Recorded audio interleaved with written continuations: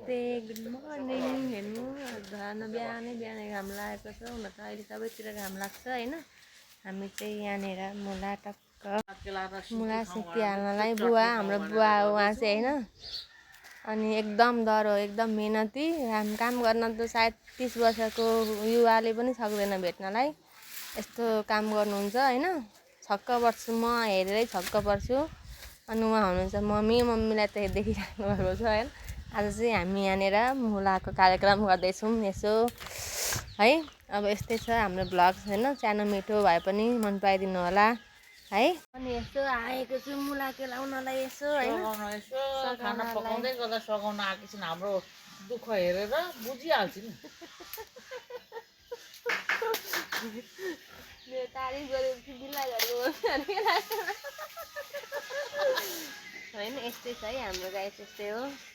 मजाले बसेर गरिदिएको छ ल मोबाइलमा चाहिँ त्यहाँ साह्रो भएन हात पनि मैले बेटार्नु पर्यो है ल बाई।